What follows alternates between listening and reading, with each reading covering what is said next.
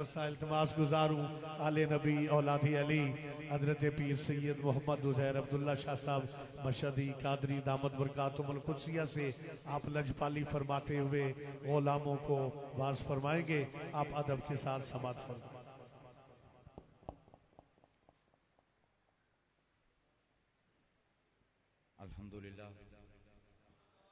الحمدللہ وحدہ والصلاة والسلام علی من لا نبی بعد اما بعد فاعوذ باللہ من الشیطان الرجیم بسم اللہ الرحمن الرحیم. قال اللہ تبارک و تعالی عز و جل فی محکم کتاب والمستند خطاب. بسم اللہ الرحمن الرحیم. الا ان اولیاء اللہ لا خوف علیہم ولا هم یحزنون الذین آمنوا وقانوا یتقون لهم البشرى فی الحیاة الدنیا وفی الآخرہ لا تبدیل لکلمات اللہ ذالک هو الفوز العظیم. صدق اللہ العظیم وصدق رسولہ النبی الکریم ونحن علی ذالک لمن الشاہدین والشاکرین والحمد للہ رب العالمین. سلام بحضور خیر الانام وعلى آلك وأصحابك يا سيدي يا حبيب الله الصلاة والسلام عليك يا سيدي يا خاتم النبيين وعلى آلك وأصحابك يا سيدي يا جد الحسن والحسين. ابھی قاری صاحب نے اتفاقاً وہی آیات سورہ یونس کی 3 تلاوت فرمائی اور کیا صوتی آہنگ ہے قاری صاحب, مزہ آ گیا. جزاک اللہ, اللہ تعالیٰ اور برکت دے آپ کی قرت میں. تو مجھے رانجہ صاحب نے جو موضوع دیا تھا, کیونکہ یہ تقریب جو ہے وہ داتا سرکار کے عرس مبارک کی یاد میں منعقد کی گئی ہے, تو انہوں نے مجھے کہا تھا کہ شان اولیاء فی القرآن, اور یہ موضوع بظاہر بہت آسان لگتا ہے, لیکن یقین مانیے کہ علمی دنیا میں خاص طور پہ آج کے اسلامی ماحول میں اس سے زیادہ مشکل موضوع کوئی نہیں, اس سے زیادہ اختلافی موضوع کوئی نہیں ہے. اور میں اختلاف سے بہت گھبراتا ہوں. میں نے ان کو کافی کہا کہ یار کچھ اور رہنے دو, نامناسب ہے خون کھولانا, پھر کسی اور وقت مولانا, لیکن یہ نہیں مانے. کیونکہ ایک تو یہ موضوع اتنا وسیع ہے کہ ہم 1 گھنٹے یا 1.25 گھنٹے میں اگر اس کی بنیادیں ہی استوار کر لیں تو بہت بڑی کامیابی ہوگی. اس موضوع کو نبھانے کے لیے جتنے علوم کھپتے ہیں آپ سوچ نہیں سکتے. تو میں نے اب یہ سمجھ نہیں آتی کون سا اس کی جہت پکڑوں کون سی چھوڑوں, تو میں نے یہ اللہ پہ چھوڑ دیا ہے کہ اللہ میاں تو ہی سیدھا کر دے, کیونکہ موضوع عجیب ہمہ جہت اور ہمہ گیر ہے. یہ 3 آیاتوں کا میں ترجمہ جو ہے وہ بعد میں کروں گا, لیکن اس سے پہلے 30 منٹ مجھے آپ کا سر کھانا پڑے گا. آپ نے کبھی دیکھا ہے جو کسان ہوتے ہیں جو فصلیں اگاتے ہیں کتنی محنت پڑتی ہے, کتنا پسینہ بہتا ہے, ہل چلا رہے ہیں, کھاد ڈال رہے ہیں, پانی لگا رہے ہیں, دھوپ کے اندر کھڑے ہوئے ہیں, لیکن جب وہ فصل لہلہاتی ہے نا تو ساری تھکاوٹ دور ہو جاتی ہے. اس طرح کے موضوع میں یہی ہوتا ہے, 30-40 منٹ آپ کا اور میرے ذہن کا بھرگس نکل جائے گا, میں آپ کو گارنٹی کرتا ہوں. لیکن جب یہ فصل لہلائے گی تو آپ کو اندازہ ہوگا کہ آج اس داتا صاحب کی یاد کی محفل میں آ کر آپ کتنی بڑی جگہ پر بیٹھے ہیں. سب سے پہلے میں بنیادیں اپنی, کیونکہ میں جو مجھے سننے والے ہیں, میں علم الکلام فلسفہ عرفان کا آدمی ہوں, طالب علم ہوں اور قرآن کا, تو کوئی بات بھی اگر غیر منطقی ہو مجھے پسند نہیں آتی. تو اس لیے تھوڑا سا آپ کو میری ساتھ ذرا زور لگانا پڑے گا ذہن کا. ہم سب یہاں پر جو بیٹھے ہیں اس وقت سب دیندار ہیں, تو کبھی آپ نے غور کیا کہ یہ دین آپ کے پاس آیا کہاں سے؟ ہم انبیاء تو ہیں نہیں کہ ہم پر وحی ہو اور دین ہمارے اندر سے پھوٹے. ہم جو بھی دین ہے, جو بھی عقیدہ ہے, جو بھی نظریہ ہے وہ ماحول سے لیتے ہیں, معاشرے سے لیتے ہیں. تو معاشرے اور دین کا یہ تعلق ہے کہ میرے جو بھی عقائد بن رہے ہیں، جو بھی نظریات دین کے بارے میں بن رہے ہیں، میرے اساتذہ، میرے ماں باپ، میرے ارد گرد کا ماحول جو مجھے فیڈ کر رہا ہے، میرا پروسیسر اس کی ڈیٹا کرنچنگ کر کے اس کا کوئی نہ کوئی نتیجہ مجھے دے گا۔ یہ میرا عقیدے اور نظریے کی بنیاد ہے کہ میں اپنے اندر سے عقیدہ اور نظریہ نہیں دے رہا، کچھ انپٹس ہیں معاشرے سے، ماحول مجھے کچھ باتیں بتا رہا ہے جن پر میں کوئی تصور قائم کر رہا ہوں۔ اب آج سے 100-150 سال پہلے اگر آپ دین کی تاریخ پڑھیں تو آپ کو یہ بڑی عجیب سی بات نظر آئے گی کہ دین کے نظریات میں بڑا تسلسل ہے۔ جب اسلام جزیرہ عرب میں آیا تو قبائلی نظام تھا، اور قبائلی نظام والے باہر کے آدمیوں کو ان کی مداخلت پسند نہیں کرتے، آپس میں ہی رشتے کرتے تھے، آپس میں ہی رہتے تھے، تو کئی نسلوں تک ان کا نظریہ، ان کا عقیدہ، ان کا دین وہی رہتا تھا۔ پھر جب مسلمانوں نے فتوحات شروع کی، روم فتح کیا، مصر فتح کیا، ایران فتح کیا، تو اب ان کو نئے ماحول کا سامنا ہوا، جہاں سے آپ کے علم الکلام اور علم فقہ اور ان تمام علوم کی بنیاد پڑی کہ اب وہ نئے سوالات ہیں، نیا ماحول ہے، اس کے نئے سوالات کے نئے جوابات چاہیے۔ لیکن جو آج آپ اس محفل میں بیٹھے ہیں، آج کا جدید انسان، اس کے ساتھ اس حوالے سے وہ کام ہوا ہے جو آج سے پہلے حضرت آدم سے لے کر آج سے 10 سال پہلے تک نہیں ہوا تھا۔ تو اس لحاظ سے آپ ایک بہت بڑی جنریشن بھی ہیں اور بڑی مظلوم جنریشن بھی ہیں۔ ہمارے آباء و اجداد پر کبھی بھی نظریات کی اتنی بمبارڈمنٹ نہیں ہوئی، کیونکہ جب بھی آپ نے نئے ماحول میں جانا ہے تو آپ کو سفر کر کے جسمانی طور پر نئے ماحول میں جانا ہے، اور وہاں پر آپ نے لوگوں کی نئی باتیں سننی ہیں۔ اب کیا ہوا؟ اب میرا ماحول میرے ہاتھ میں، جس کو میں موبائل فون کہتا ہوں۔ اب مجھے جسمانی طور پر امریکہ جانے کی ضرورت نہیں، سعودی عرب جانے کی ضرورت نہیں، مصر جانے کی ضرورت نہیں کہ میں ماحول کی نئی باتیں سنوں۔ اب جب میں ٹی وی آن کرتا ہوں، جب میں ریڈیو آن کرتا ہوں، اور جب میں اپنا فون آن کرتا ہوں، خصوصاً جب میں ٹک ٹاک اور یوٹیوب آن کرتا ہوں، تو اب یہ پورے جہان کا ماحول میرے پر حملہ شروع کر دیتا ہے۔ ہمارے آباء و اجداد نے کبھی اس طرح کے حملے نہ جھیلے، نہ ان میں کیپیسٹی تھی جھیلنے کی۔ یہ بھی میں آپ کو بتاؤں، اللہ نے آپ کو اگر اس دور میں پیدا کیا ہے تو اللہ نے آپ کو وہ تمام ایکوپمنٹ دے کر بھیجا ہے کہ آپ اس ماحول کا مقابلہ کریں۔ اب کیا ہے، آپ ہر آدمی ہر بات کر رہا ہے۔ آپ سوشل میڈیا پر جائیں، عیسائی بھی بول رہا ہے، یہودی بھی بول رہا ہے، کافر بھی بول رہا ہے، مشرک بھی بول رہا ہے، ملحد بھی بول رہا ہے، مستشرق بھی بول رہا ہے، مسلمان بھی بول رہا ہے، پھر سنی بھی بول رہا ہے، اہل حدیث بھی بول رہا ہے، پھر وہ جو کسی کو بھی پسند نہیں کرتا وہ بھی بول رہا ہے۔ تو اتنے زیادہ نظریاتی حملہ ہے کہ اب میں کیا کروں؟ میرے پاس صرف 2 آپشن ہیں۔ ایک آپشن وہ ہے جس کو قرآن کہتا ہے سمن بکمن امیون۔ میں فون سے اپنی سم نکالوں، سم کو 2 ٹکڑے کروں، فون کو دیوار میں دے ماروں، میں غیر خاندان میں رشتے کرنے بند کر دوں، میں صرف 4-5 ہم خیال دوستوں کے ساتھ رہوں، 18 گھنٹے گھر میں ہی گزاروں اور اپنا ایمان بچاؤں۔ ایک تو یہ طریقہ ہے کہ میں سب سے کمر کر کے، قطع تعلق کر کے، اپنے کانوں میں روئی ڈال کر سو جاؤں۔ لیکن قرآن کو یہ طور پسند نہیں۔ قرآن کی جو اٹھان ہے نا، وہ یہ ہے کہ میں نے تمہیں مومن اس لیے نہیں بنایا کہ ماحول تمہیں بدلے، بلکہ میں نے تمہیں مومن اس لیے بنایا کہ تم اٹھو اور ماحول کو بدل دو۔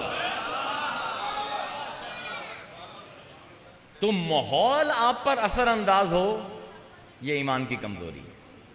آپ ماحول پر اثر انداز ہو، یہ ایمان کی کاملیت ہے۔ صحابہ کرام میں کیا تھا؟ ایک رسول اور ایک کتاب، قرآن اور مصطفیٰ، بس اس طرح سے حق اترا ان کے اندر، پورا ماحول مشرکانہ، پورا ماحول کافرانہ، ہر آدمی دشمن، ہر آدمی ان کو بے وقوف سمجھ رہا ہے، اور پھر ظلم شروع کر دیا۔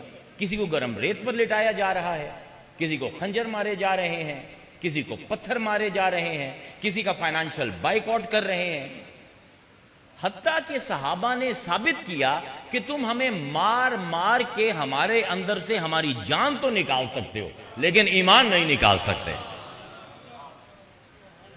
یہ ہے حق۔ اوہو، کہ یہ جب حق دل کے اندر اتر جائے تو ماحول انسان کو نہیں بدلتا، انسان ماحول کو بدلتا ہے۔ تو ہمیں اس حق کے ساتھ اس ماحول کا مقابلہ کرنا ہے، اس بمباری کا مقابلہ کرنا ہے۔ اور یہ کیا حق تھا جو صحابہ کے اندر اترا؟ میں کبھی کبھی اپنے آپ سے سوال کرتا ہوں کہ نہ اپنے بچے پیارے رہے، نہ اپنا مال پیارا رہا، نہ اپنی جان پیاری رہی، نہ اپنی عزت پیاری رہی، اس حق کو نہیں چھوڑا، سب کچھ چھوٹ گیا۔ تو میں نے جب قرآن کی طرف دیکھا تو قرآن تو اس حق کا بہت شور مچاتا ہے۔ اب آپ کو اس کو ہم کہتے ہیں تنزلات۔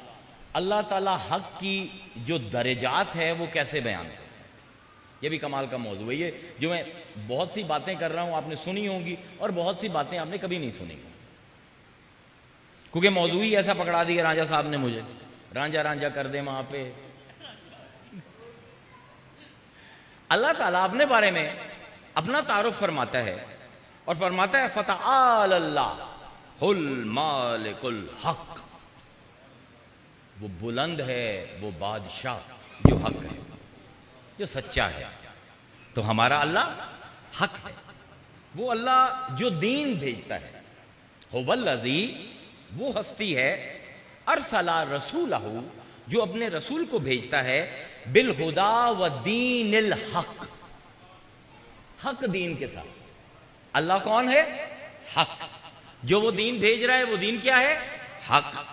اب وہ دین اللہ نے ایک کتاب کے اندر بند کر کے بھیجا ہے۔ وہ کتاب کیا ہے؟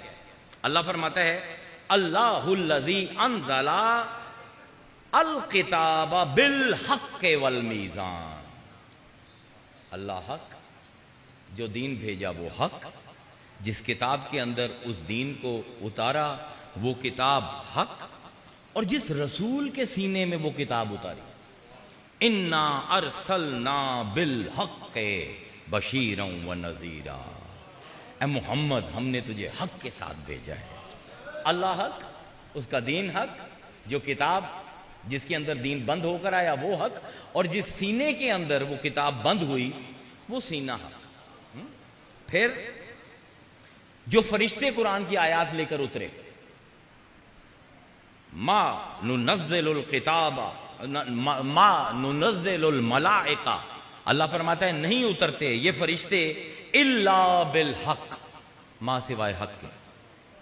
فرشتے حق، جو جبرائیل قرآن لے کے اترا وہ حق، رسول حق، کتاب حق، دین حق، اللہ حق، اور جس کائنات کے لیے یہ دین آیا، وما خلقنا السماوات والارض وما بینہما الا بالحق، آسمان اور زمین اور جو کچھ ان کے درمیان ہے سب کچھ حق پیدا فرما۔ اب کیا نظام کیا بنا رہا ہے قرآن کہ اللہ حق ہے، جو کتاب وہ اتار رہا ہے وہ حق ہے، جو دین اس کتاب سے نکل رہا ہے وہ حق ہے، جس سینے کے اوپر وہ کتاب اتر رہی ہے وہ حق ہے، جو فرشتہ اس کو لے کر آ رہا ہے وہ حق ہے، اور جس کائنات میں بھیجی جا رہی ہے یہ کتاب وہ کائنات حق ہے۔ اور حق کا کام یہ ہے وَقُلْ جَاءَ الْحَقِّ، اور کہہ دو کہ جب بھی حق آتا ہے زَهَقَ الْبَاطِلُ، تو باطل دوڑ جاتا ہے۔ واہ میرے اللہ، حق کا نظام دیکھیے قرآن میں، قُلْ جَاءَ الْحَقِّ، کہہ دو حق آ گیا، وَزَهَقَ الْبَاطِلُ، اور باطل دوڑ گیا، إِنَّ الْبَاطِلَ كَانَ زَهُوقًا، باطل کا کام ہی یہ ہے کہ دوڑ جاتا ہے۔ حق کھڑا رہتا ہے، باطل دوڑ جاتا ہے، باطل شور بہت مچاتا ہے۔ اب یہ جو میں اللہ تعالیٰ پورا نظام حق قرآن میں مجھے دے رہا ہے. حق ہے کیا؟ سب سے بڑا علمی سوال ہے انسانی شعور کا. میں جس کو حق سمجھ رہا ہوں کیا وہ حق ہے؟ ہر آدمی اپنی طرف سے حق ہے نا. ہندو بھی اپنے آپ کو حق سمجھتا ہے, عیسائی بھی حق سمجھتا ہے, یہودی بھی حق سمجھتا ہے, مشرک بلکہ ملحد بھی اپنے آپ کو سب سے بڑا حق پرست سمجھتا ہے. تو میں وہ کیا معیار ہے کہ مجھے پتہ لگے کہ جس کو میں حق کہہ رہا ہوں وہ حق ہے بھی کہ نہیں؟ سب سے مشکل سوال ہے علمی دنیا کا. 4000 سال کی ریکارڈڈ ہسٹری ہے ہیومن انٹلیکٹ, انسانی شعور کی. 4000 سال میں انسانی شعور نے 4 بنیادوں پر حقیقت کو کھڑا کیا کہ اگر یہ 4 بنیادیں ہوں گی تو حقیقت ہے, ان میں سے ایک بھی اگر گر جائے گی حقیقت نہیں ہوگی. اب یہ 4 بنیادیں کیا ہیں؟ میں نے آپ سے کہا زور لگوانا ہے. میں نے آپ سے 30-35 منٹ لینے ہیں, ابھی 13 منٹ ہوئے ہیں, ابھی 20 منٹ اور آپ سے میں نے ذہن کو کلا بازیاں کھلوانی ہیں. کیا ہے حق؟ آج انسانی شعور جہاں پر پہنچا ہے وہاں پر جو سب سے زیادہ ریفائنڈ تھاٹ ہے اس کو ہم کہتے ہیں سائنٹیفک میتھڈ. سائنس اس وقت کا سب سے بڑا حق ہے اور اس کی بنیاد 4 اصولوں پر ہے. حقیقت کی تلاش میں یہ 4 چیزیں مد نظر رہیں گی تو میں حقیقت تک پہنچوں گا, ورنہ نہیں. سب سے پہلا ہے ان بائسنس, غیر متعصب تحقیق, کہ جب بھی کسی موضوع پر میں تحقیق کروں تو اس میں میری ذاتی رائے کی کوئی اہمیت نہیں ہونی چاہیے. حق, میں ہمیشہ کہتا ہوں کہ حق انعام ہے ننگوں کا. تعصب کے ساتھ کوئی تحقیق نہیں ہوتی. حق پرست وہ ہے کہ جو تحقیق پر یہ سوچ کر چلے کہ حق چاہے میرے مخالف ہے یا میرے موافق ہے, مجھے نفع دیتا ہے یا مجھے نقصان دیتا ہے, میرے مزاج کے اصولوں پر یہ رغبت ہے میرے لیے یا کراہت, میں نے اپنے آپ کو ان باعث رکھنا ہے. مشکل کام.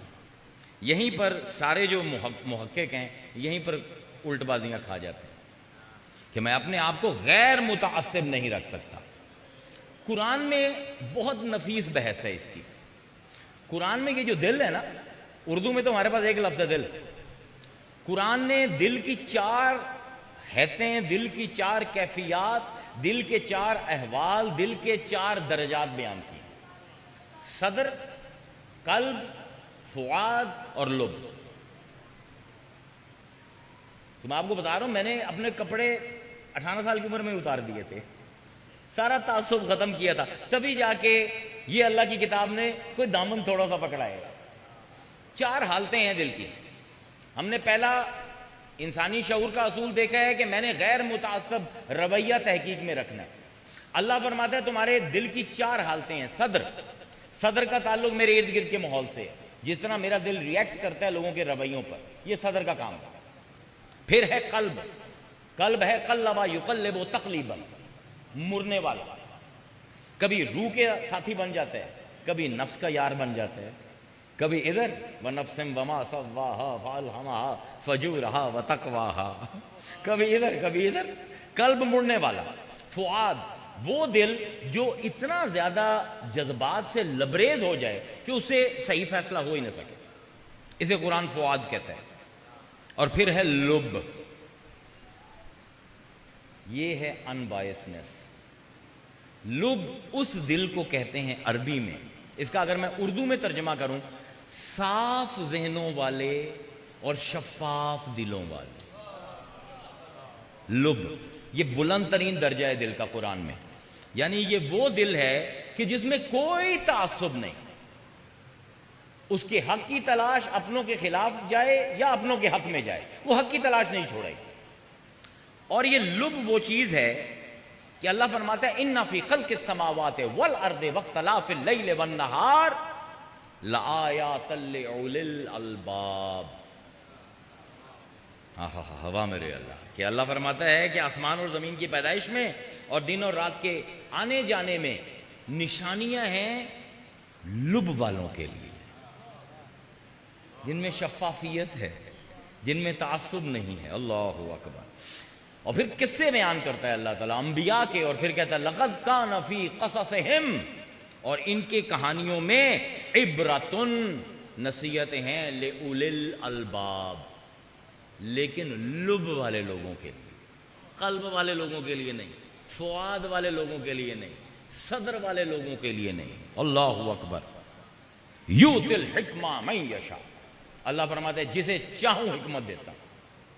ومن یؤتی الحکمہ، اور جس کو میں حکمت دے دوں، اوتیا خیرا کثیرا، اس کو میں نے سب کچھ دے دیا. وما یذکر الا اولو الالباب، لیکن یہ بات سمجھ نہیں آتی ماں سوائے صاف عقلوں والے کے، صاف دلوں والوں کو یہ بات سمجھ نہیں آئے گی. اللہ اکبر. یعنی قرآن میں اصحاب لب کا پورا ایک نظم قائم کیا اللہ نے. کتاب انزلناہ الیک مبارک، اے رسول ہم نے تم پر یہ بڑی برکتوں والی کتاب نازل کی ہے، لیدبروا، تاکہ تم لوگ تدبر کرو، اس پر غور کرو، آیات ہی ولا یذکر اولو الالباب، لیکن اس کی باتیں سمجھ آئیں گی صرف اولو الالباب.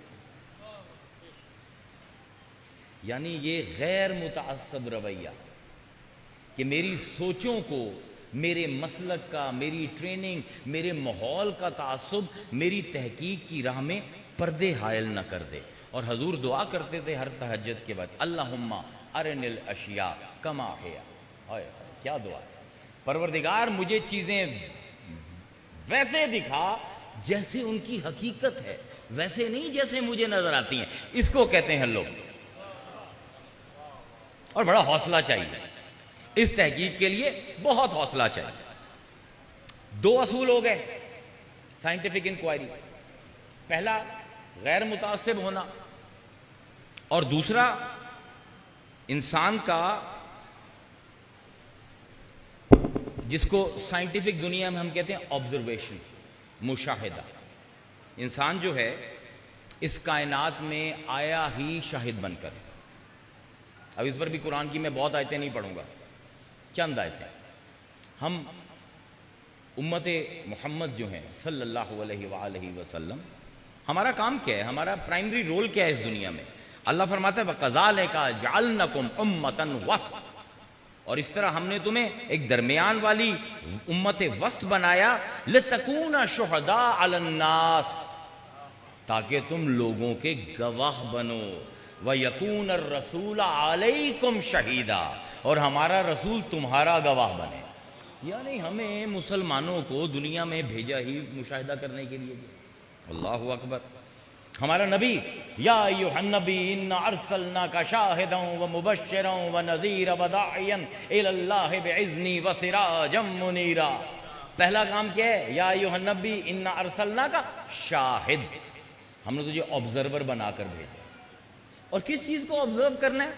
سنریہم آیاتنا فی الآفاق وفی انفسہم حتی یتبین لہم انہ الحق اولم یکفی بربک انہ علی کل شیء شہید. ہم دکھاتے ہیں اور دکھاتے رہیں گے اپنی نشانیاں تمہارے ماحول میں اور تمہارے نفسوں میں، جب تک تمہیں حق کا پتہ نہ لگ جائے. اور اے محمد، کیا تیرے لیے یہ کافی نہیں کہ تیرا رب اکیلا ہی سب کا گواہ ہے؟ رسول شہید، ہم امت مصطفیٰ ہونے کی وجہ سے شہید. ہر انسان اس دنیا میں آبزرویشن کے لیے آیا ہے. اب جب میں آبزرو کرتا ہوں چیزوں کو، تو میں نے خالی ان کو تماشبین بن کر نہیں دیکھنا، میں نے 4 پروسیس رن کرنے چیزوں کو. کیوں جناب؟ یہاں پر کوئی علم الکلام پڑھا ہوا بیٹھے ہوئے، کوئی ہے کلامی یہاں پہ؟ ہم، میری عقل کتنے طریقوں سے کام کرتی ہے؟ 4 طریقے ہیں عقل کے پاس کام کرنے کے: تعقل، تدبر، تذکر، تفکر. اب یہ چار کیا ہیں؟ ہمیں مسلک کی لڑائیوں سے فرصت ملے گی تو ہم سوچیں گے نا. تعقل، عقل کا سوچنے کا وہ انداز ہے جو ایک نقطے پر تمام چیزوں کو باندھ دیتی ہے. ایکال سے لفظ نکلا ہے. ایکال، وہ جو عرب بدو ہیں وہ جب صحرا میں جاتے تھے تو گرمی بہت ہوتی تھی تو سر پر چادر لے کر اور رسی باندھتے تھے. اس رسی کو ایکال کہتے ہیں کیونکہ وہ رسی جب بدو سفر کے دوران اس کا اونٹ تھک جاتا تھا تو اتر کر اسی رسی سے ٹوپی سے اتارتا تھا، ٹانگ اونٹ کی باندھ کر اور درخت کے ساتھ باندھ دیا. ایکال وہ چیز جو جوڑ دیتی ہے. تو ایکال عقل کی وہ صفت ہے جو ہر چیز کو توحید کی طرف لے کر جاتی ہے، ہر چیز کو ایک نقطے پر. تفکر، کاز اینڈ افیکٹ، علت اور معلول. مارا تو آواز آئی، یہ ہے تفکر. تذکر، میں چیزوں کو اپنے ذہن میں بار بار دہراتا ہوں، اس سے چیزیں مجھے یاد رہتی ہیں، ان سے میں کوئی نتائج اخذ کرتا ہوں. اور چوتھا اس عقل کے پاس جو طریقہ ہے وہ ہے تدبر، جو سب سے ریفائنڈ طریقہ ہے. تدبر ہم ترجمہ کر دیتے ہیں سوچنا. نہیں، یہ سوچنا نہیں ہے. تدبر کا لفظ دبر سے نکلتا ہے. دبر کہتے ہیں ہپس کو، انسان کی پشت کو دبر کہتے ہیں. تو تدبر سوچنے کا وہ انداز ہے جو چیزوں کو میری زندگی سے ریلیٹ کرنا مجھے سکھائے. کہ جو میں اللہ کی کتاب کو حق کہہ رہا ہوں، اللہ کہتا ہے افلا یتدبرون القرآن ام علی قلوب اقفالها. تم کیوں نہیں اپنی زندگی کو دیکھتے؟ تم کیوں تدبر نہیں کرتے؟ تمہیں لگتا ہے یہ کتاب غیر حق ہے؟ اپنی زندگی دیکھو، جو کچھ ہوا، جو ہم کہتے ہیں ویسا ہی ہوا یا ویسا نہیں ہوا؟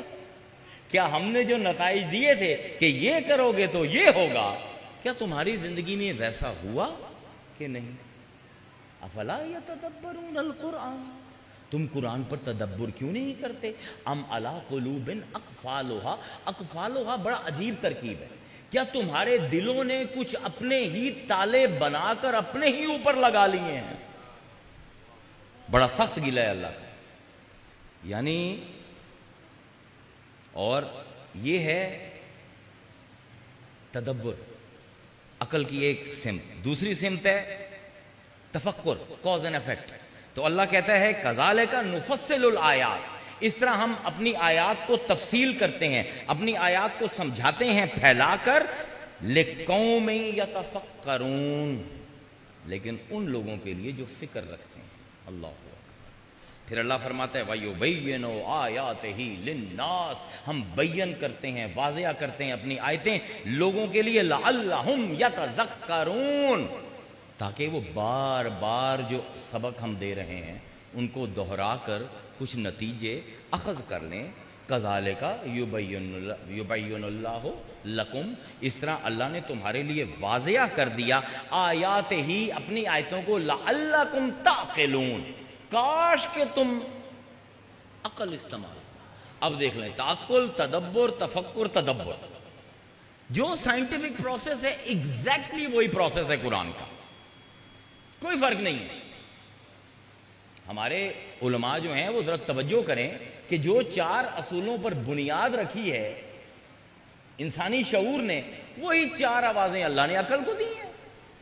اور اگر کوئی عقل استعمال نہیں کرتا تو اللہ عجیب ناراض ہوتا ہے. اور پورے قرآن میں میرے خیال میں اس سے زیادہ انسان کی ہتک اللہ نے نہیں کی. فرمایا ان شر الدواب، دواب کہتے ہیں 4 پیروں پر چلنے والی مخلوق کو. اور اکثر عرب معاشرے میں 4 جب کہنا کہ تم دواب ہو تو اس میں تمہارے اندر عقل نام کی چیز ہی کوئی نہیں. ان شر الدواب، اور ان چوپایوں میں سب سے برے عند اللہ ہے، اللہ کے ہاں، الصم البکم، جو نہ سنتے ہیں، جو نہ دیکھتے ہیں. الذین لا یعقلون، جو اپنا عقل استعمال ہی نہیں کرتے. جنت جہنم کا فیصلہ اس عقل پر ہونا ہے. لقد ذرانا لجہنم کثیرا من الجن والانس، اللہ فرماتا ہے ان انسانوں اور جنوں کی کثرت سے ہم جہنم کو بھر دیں گے. پروردگار کیوں بھرے گا؟ لہم قلوب لا یفقہون بہا، ہم نے انہیں دل دیے تھے، انہوں نے سوچا ہی نہیں. وَلَهُمْ أَعْيُنٌ لَا يُبْصِرُونَ بِهَا، ہم نے انہیں آنکھیں دی تھی، انہوں نے دیکھا ہی نہیں. وَلَهُمْ آذَانٌ لَا يَسْمَعُونَ بِهَا، انہیں کان دیے تھے، انہوں نے سنا ہی نہیں. أُولَٰئِكَ كَالْأَنْعَامِ بَلْ هُمْ أَضَلُّ، یہ جانور ہیں بلکہ جانوروں سے بھی بدتر. عقل کے دشمن کے لیے قرآن میں کوئی جگہ نہیں.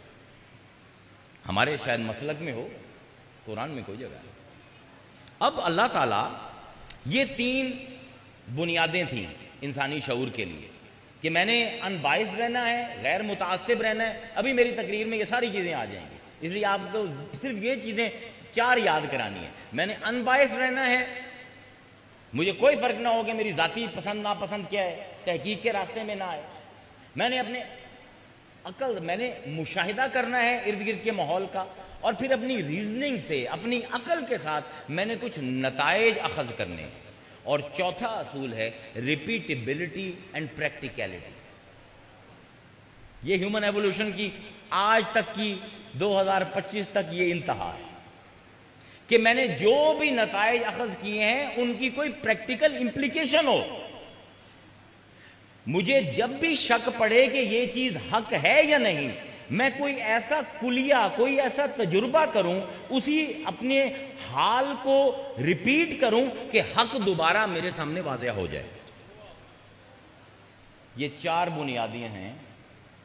اگر آپ کو شوق ہے حقیقت کا، ورنہ ٹھیک ہے شعروں کی حد تک حقیقت شناس ہونا، حقیقت کا عارف ہونا ٹھیک ہے، لیکن یہ جد و جہد انسانی شعور کو کرنی پڑتی ہے. اگر اس نے، اب مسلمانوں کے پاس یہ نظام حق قرآن موجود ہے.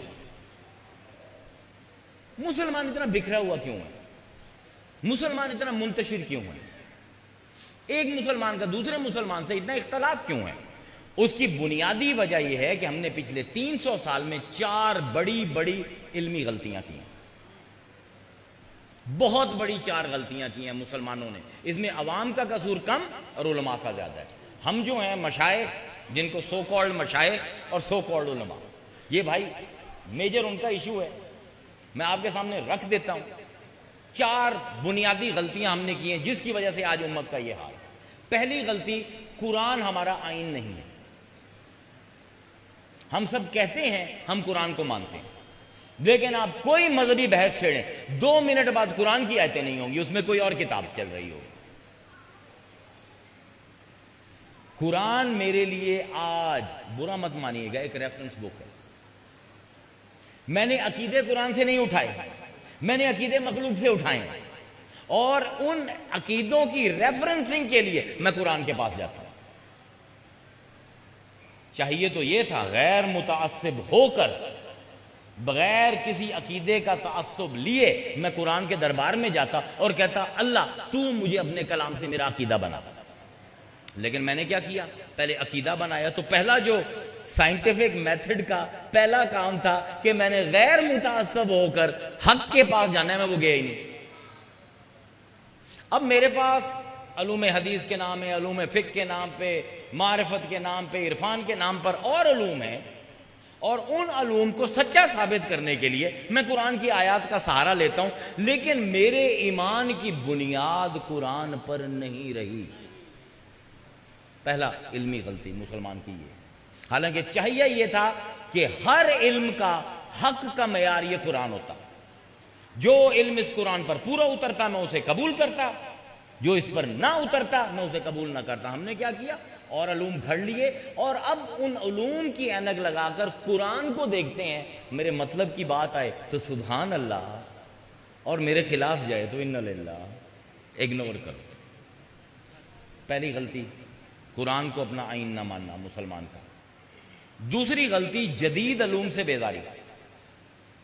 علم منطق آئی اس کے پیچھے پڑ گئے، علم کلام آیا اس کے پیچھے پڑ گئے، فلسفہ آیا اس کے پیچھے پڑ گئے، فزکس کا علم آیا اس کے پیچھے پڑ گئے.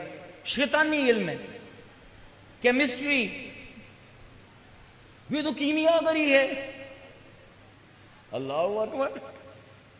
پرنٹنگ پریس آئی، اوہ یہ تو بدعت ہے. بیڑا غرق کر لیا. ہر نئے علم کے دشمن ہو گئے ہم مسلمان. یہ دوسری غلطی ہے ہماری علمی طور پر، جدید علوم کی مخالفت. اور تیسری اوور سمپلیفیکیشن. قرآن کا سادہ ترجمہ، کوئی قرآن کا سادہ ترجمہ نہیں ہو سکتا. ہم نے قرآن سے اپنے پچھلے 50 سال میں جو ہمارے خاص طور پہ مسلمان علماء نے کی ہے، ہر کنایا، ہر استعارہ، ہر تشبیہ، سب کو دور کرو. مسلمانوں کو آسان ترجمے دو.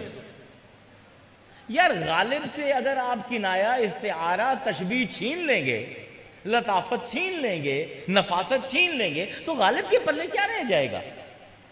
اور یہ تو اردو ہے، یہ تو 60,000 لفظوں کی زبان ہے. عربی 30 لاکھ لفظوں کی زبان ہے.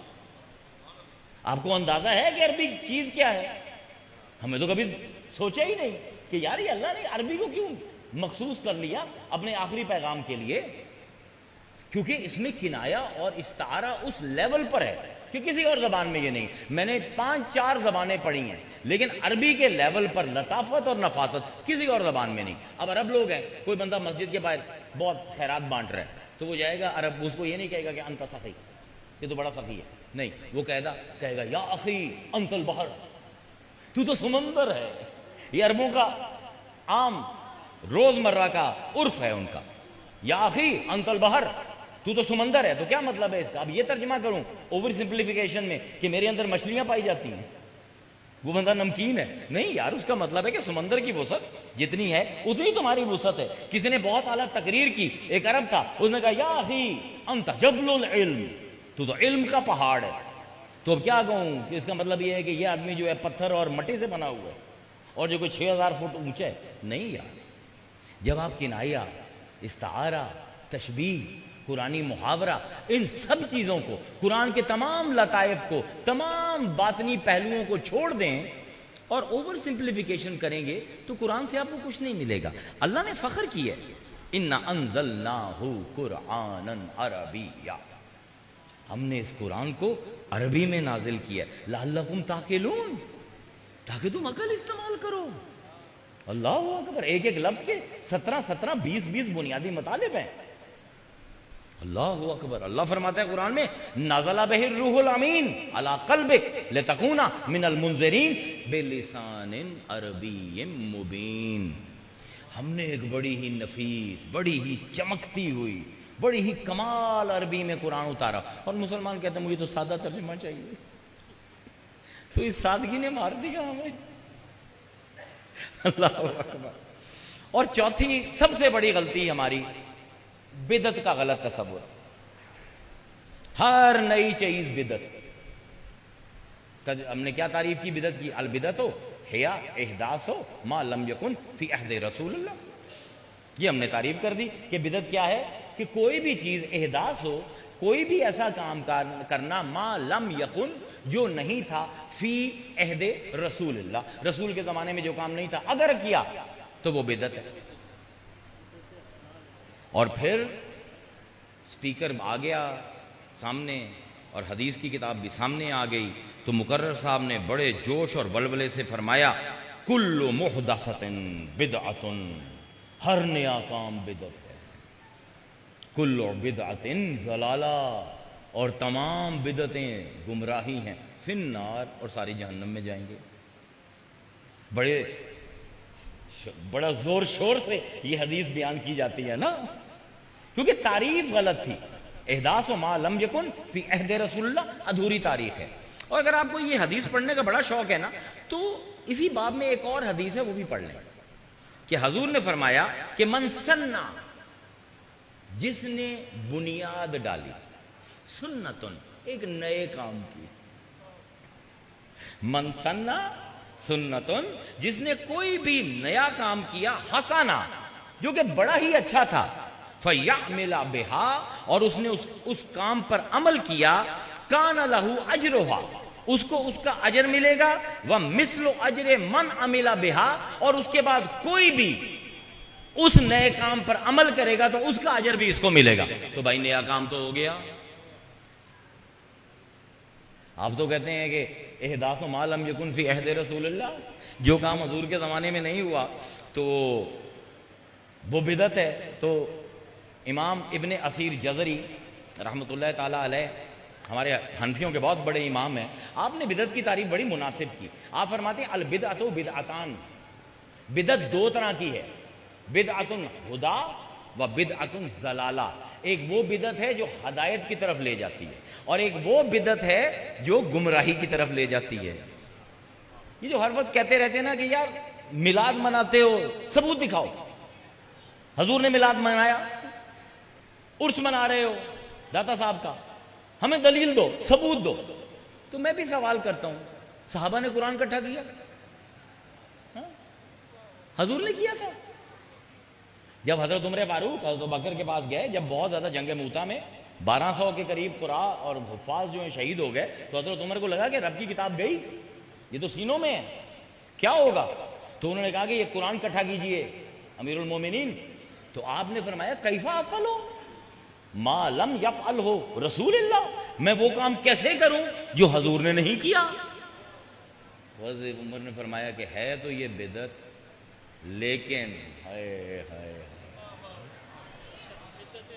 بدعت حسنۃ ھذا ہی, کیا کمال کی بدعت ہے, کیا کمال کا نیا ہے.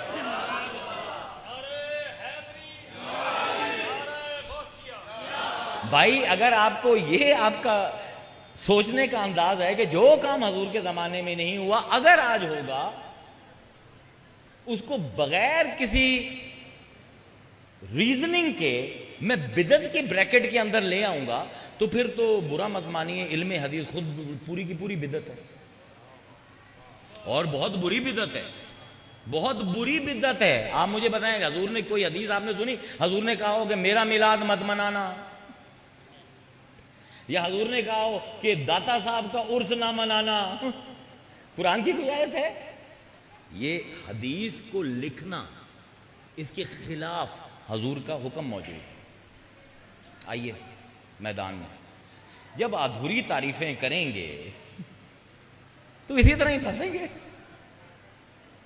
حضور کی حدیث مبارکہ ہے صحیح اسناد سے کہ آپ نے فرمایا قال لا تکتبوا عنی, مجھ سے کچھ بھی ہرگز مت لکھنا, ومن کتب عنی غیر القرآن, اور قرآن کے علاوہ مجھ سے کسی نے ایک لفظ بھی لکھا فَلْيَمْحُهُ, اس کو فوراً مٹا دے.